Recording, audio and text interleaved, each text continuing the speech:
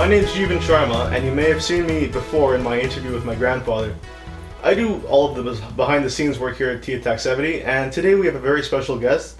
His name is Catricala, which isn't the correct pronunciation, but it's the best I can do. And today is our first off-site interview, which you can probably see from our very different and rustic surroundings. So Nick embarked on a healthy lifestyle, or rather the path to a healthy lifestyle, and along the way he also he started to bring a lot of spiritualism into his life. So we're going to talk about those things today. So I'd just like to welcome you to the program, Nick. It's great to have you here. Hey, yeah. Jeevan, nice being here. So how about we start with you telling us how you got the motivation to start going or adopting a healthier lifestyle? Motivation. Sometimes the motivation comes by itself. I was not really motivated. In a way, I was forced to. But it was a force which became a blessing for me because that's what I was looking for. Mm-hmm. But I would not choose on my own until I was forced to. And that started in 1998. Well, actually, between 1997 and 98. And I was told by some doctors that I'm going to have a couple of years to live. And then goodbye, Nick. Yeah. So that was a good motivation that would change. But the main thing was that at the same time, I become more deeper into spiritualism. And it was a combination between both of them. But I follow the healthy part because that's what I need right then. And on the background, it would be the spiritual part. So all that was a recollection of probably 5-10 years before, which I was walking towards that goal to get healthier and to deepen my spiritual awareness. So all of a sudden I was forced to that direction and I started to do it. So it all happened in stages within a couple of months.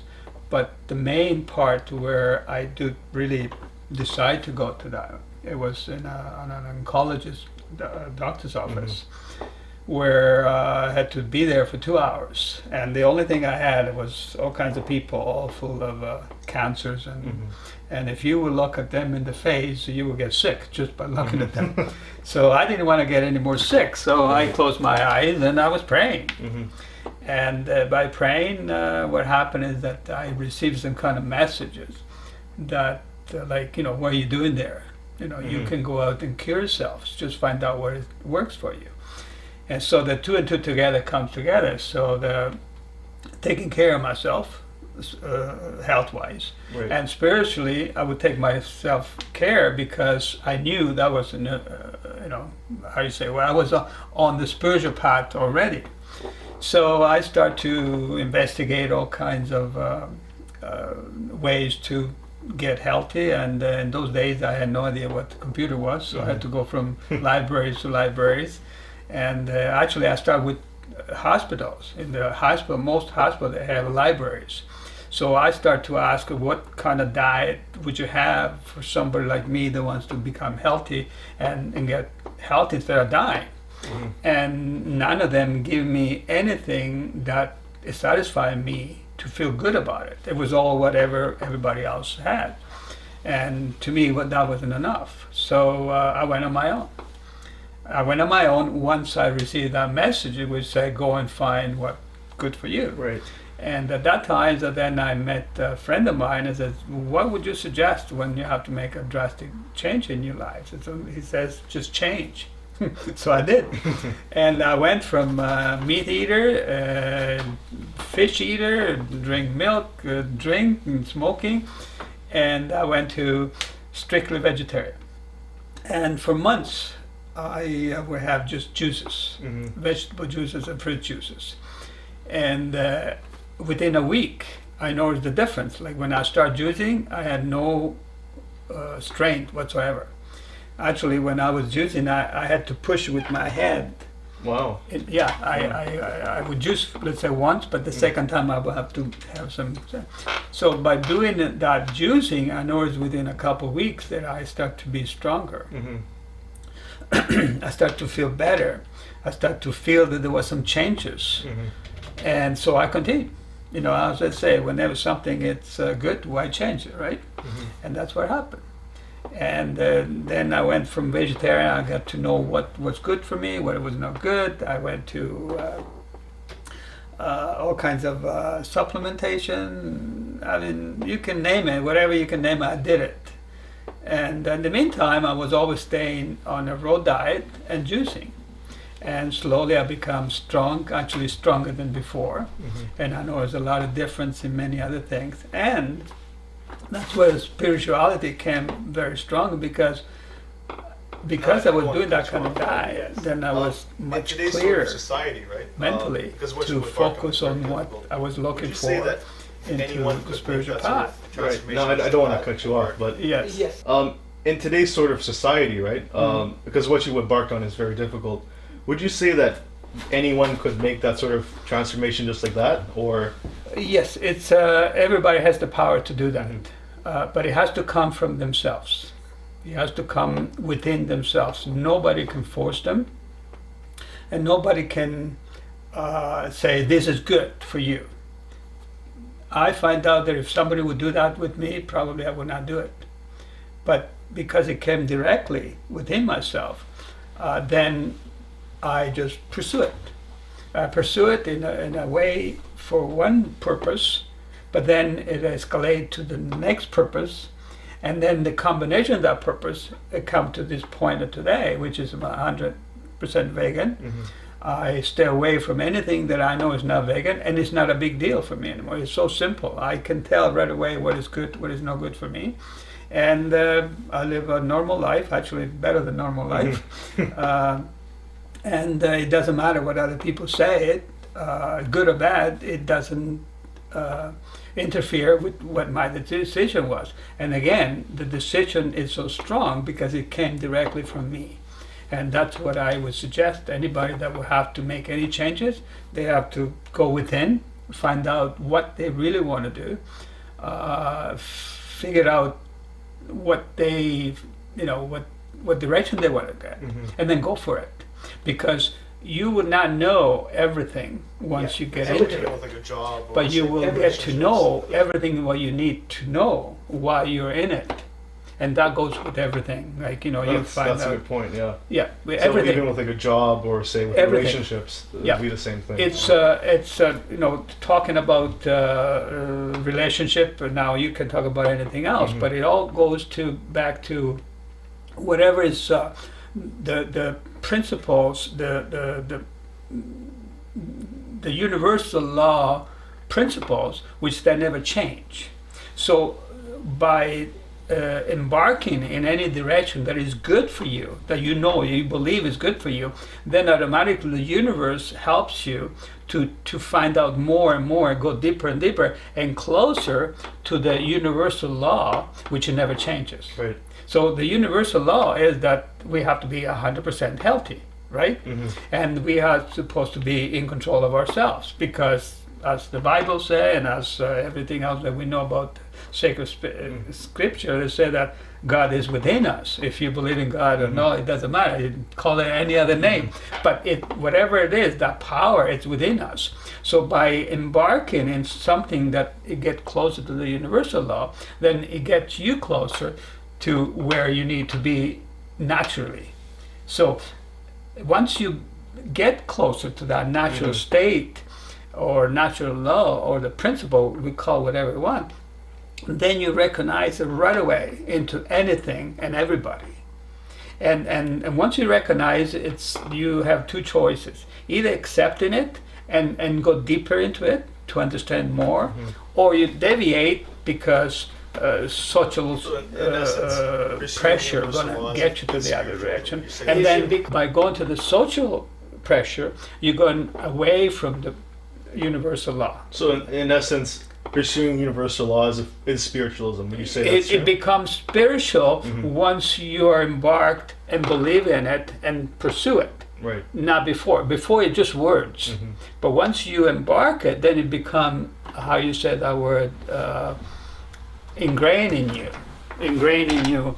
whatever you talk about. Now, between me and you, we're talking now. You had no idea what I'm going to tell you. Yeah.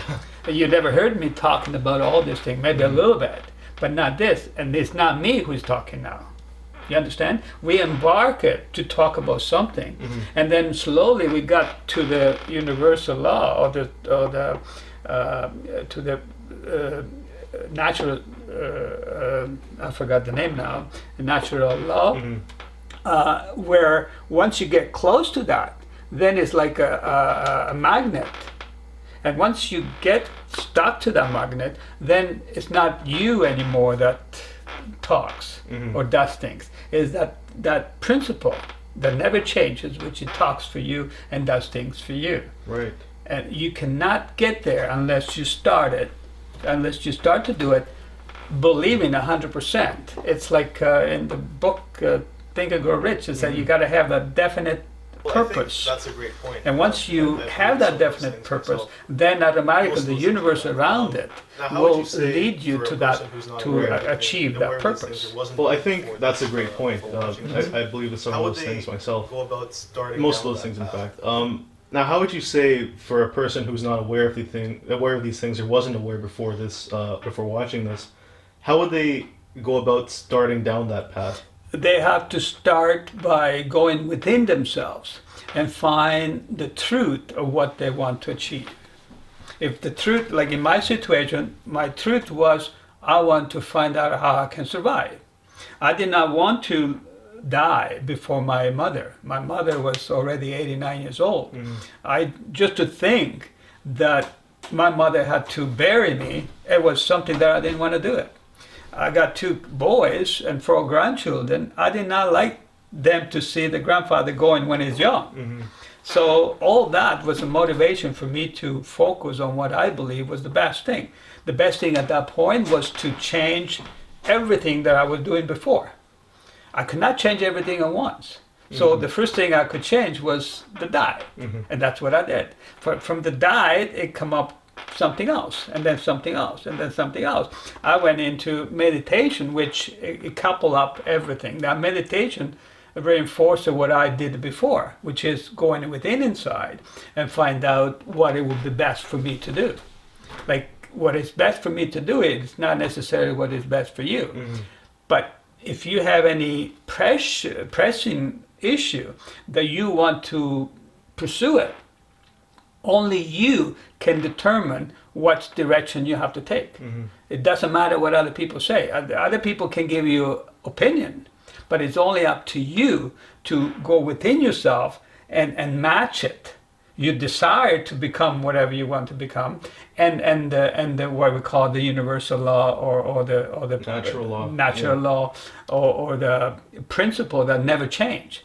So again, that's when it becomes that you become one with that principle.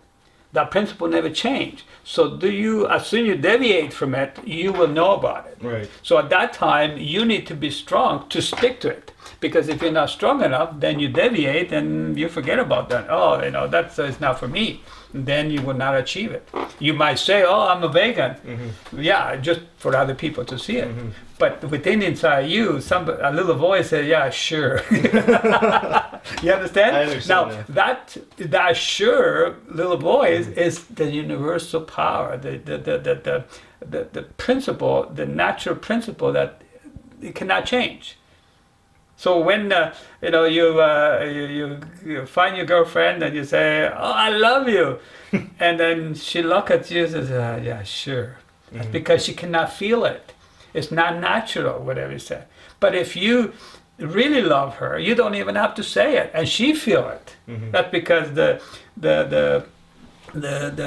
principles, they match. So they are on the same plane, the same level. You understand? There's no words to be taught. That you and your mother, there is certain thing that you don't have to talk. You sense it. If you move this way, you can sense it that your mother said, no, she doesn't want me to move that way. She wants me to move this way. She's not saying anything, but you sense it because you're the same level, which is the principle that it never changes. But once you deviate from that principle, it's very easy to go away. So basically, if you find your true self and stick to that, then automatically you'll go towards universal law. Yes, the rest will be attracted to you. Right. But you got to be, how you say, like nobody can determine that Strong, except you. yeah. You got to be strong. Yeah. You never smoke, I know that, but I did. And when I quit smoking, all my friends, they were still smoking. And they used to, take a puff and go to me like that, because I says, I don't care what you do, I will not start again. And I didn't. That's because I went within myself. And I find out that it's better not to smoke.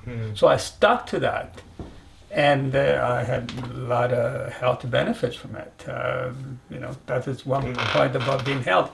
When I quit smoking, I noticed that I can go upstairs without puffing and huffing. Fanting, yeah. Right? So to me, that was because, I mentioned before, my little ego loves that, Says, oh, I can do that, so might as well not smoke anymore, right? Yeah. But that's just a personal thing.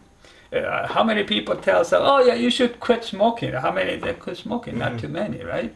But when they decide to smoke for whatever reason and they stick to it, then they succeed. Same thing about the diet and being spiritual. I want to make a little correction on the spirituality.